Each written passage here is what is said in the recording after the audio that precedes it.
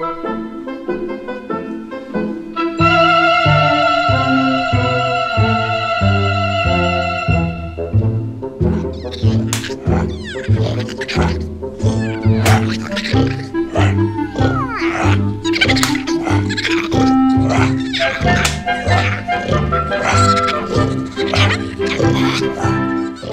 good. So, Miss Maggie Mayhem, I hear you had a bit of a bondage adventure last night. I did, actually. I got to have a really, really good time. I was invited out to the Hells Angels clubhouse. Oh, excellent. To give them a private performance for a pretty big party. Now, you must have just, like, flipped your lid when you got invited to perform for the Hells Angels. I mean, that's, how cool was that? It was, actually. I've always been a really big fan of the Hells Angels. Actually, the first time I ever had an encounter with them, I was about 17, and going to the beach with some friends, lost the way to PCH. Don't know how it happened, I don't know, a bunch of girls bickering on which way to go. Right. And I could hear the roar of their engines right behind me, and I realized I had the best road information immediately at my disposal. Oh, obviously, yeah. So I just rolled down my window and kind of leaned out and said, "Do any of you gentlemen know how to get to PCH?" And instead of just pointing out a direction, they actually gave us a full escort. You know, HAs in the front, back, and to either side, and totally directed us right there. And then a whole motorcade. Yeah, I had an HA escort, and they went on their cruise. It was a beautiful day, you know, and they were out to enjoy the road just as much as we were. Right. So I had that moment of just appreciating them for being absolute gentlemen. Right. Despite, you know, a car full of 17-year-old girls, and their reputation would lead you to believe that they were gonna take us the wrong way to a dark alley. It'd be a huge gang rape, and never hear from you again. Yeah. That's not all that happened. Well, then you must have been just ready to go. So it was a suspension that you were demonstrating? We were. They had some strippers before us. Of course. And then right after was the SM freaks to come out and do a bit of show. So grand finale, huh? Yes, we were the grand finale, and it was 2 male dominants and 2 female submissives, myself and a friend, and a black octagon cage. Wow. They had the setup for girls to dance whenever. It was great. When the mood inspires them, there's a black octagon cage. And a really sturdy one, really good for suspension. Not as much room as would have been nice. Right. Mostly because we wanted to do some single tailing because the people we had were really good and could actually get that whip right between the bars. Oh, wow. And that would have been hot, but the problem was there's not enough room behind them, and so they would have been getting HAs in the face. Not a good idea, perhaps. Not a good idea. So we had to go without that. But we did have an extension cord for the Hitachi, we had lots of rope, we had lots of fun toys, and enough room to get some good swings in for a few other really fun toys.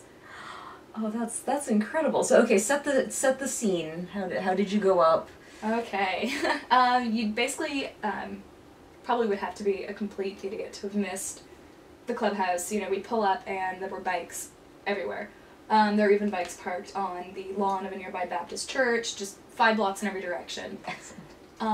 And if that wasn't enough of a sign, there were police helicopters overhead. So a big "you are here." Yeah, big "you are here" at the Hells Angels party.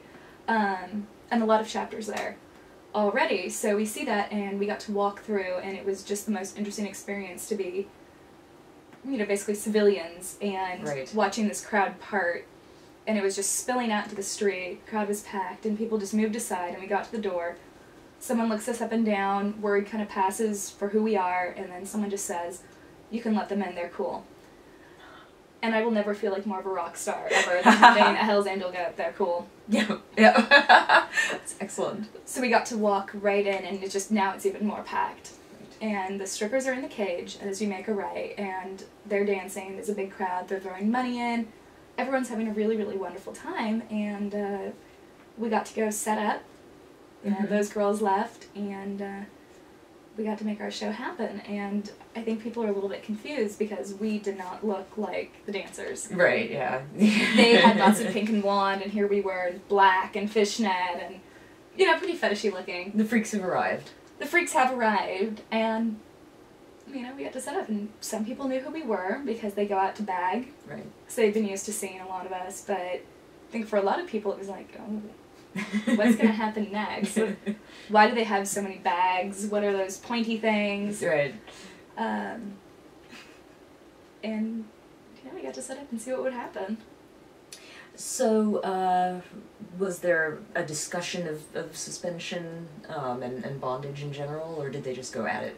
We just went at it. I don't think they really wanted to have, like, a show and tell. Of, like, Oh, okay. Excellent. we are BDSM practitioners. Don't try this at home unless you're experienced with it. Today we will be using the hemp rope, properly processed in a shibari influence type, you know. Basically, it was just like, get naked and get the rope on. So, what positions did you take in the air? I went second. The first girl hadn't been up in a rope suspension for a while, and the rigger wanted to do something very Irving Claw with her. No. So she was very, very linear. Yep. She did an inverted suspension. Oh. And just getting right back into it. getting right back into it. And then the rigger wanted me to be much more spread. And of course. That's shocking. Shocking. And he could also put me in a lot more positions because I do it a lot more often, right. And I'm really patient with bondage, especially with someone who hasn't been doing quite as much rigging. Right. Someone has to have the experience, Mm-hmm. you know, so to it was sit you. there, yeah, and say, like, lift my rear end up more, tighten the bond here, loosen the bond here, as much as I possibly could, but not so much, because the last thing you want are a bunch of bikers to think this guy doesn't know what he's doing, and this... No, you have to take care of your top. You have to make sure that he looks good at what he's doing, so Yep. It was really, really subtle, and I don't think anyone would notice, especially because they didn't know what to look for. Right. I think if there had been some people in the scene present, they would have been like, oh, she's doing a lot of, like, this ASL thing, and every now and again he, like, makes a face like, oh, yeah, you know. But like all performance, you know, no one in the audience understands what's going on Mm-hmm. stage, which is just pure chaos controlled. Yeah. And then I guess the other big difference is that I really, really love performing, and I love to make love to my crowd. So, you know, with the first girl, she definitely was just kind of like, you know, she's a collared submissive. Right. So for her, it was very different, like, we're here to go do some work, do some SM. Right. And then there's me, like, flirtatiously taking off my clothes, dancing, playing with the bars, looking people dead in the eye, smiling, pointing, and of course, the top I was playing with is like, you know, you're such a whore for everybody here, you know me, doing that kind of thing. I'm sure they hated every moment of it. Yeah, they were just like, oh my god, well, this girl, just hurry up, and so we just want this whole thing over with. Oh man, we have some golf to play. Yeah. So I got to play around with some of that, and there was also some discussion of which toys to use, because there were some things we just didn't really want to do. Right, yes. As much as face slapping can be a lot of fun, that's a big line for a lot of people. And people who don't know and understand Mm-hmm. BDSM, it's like, yes, this is consensual. It's hard to... Yeah. Yeah. And then the other additional problem is I came in unmarked, because generally I do photo shoots, so I can't always have the marks that I like. Of course. So I look pristine, but she was quite bruised coming into it, and there were some people like, oh, did she fall off the bike? You know, and it was that, like, sort of. So she's so, yeah, walked into a doorknob. Yeah. on her ass and thighs. Repeatedly.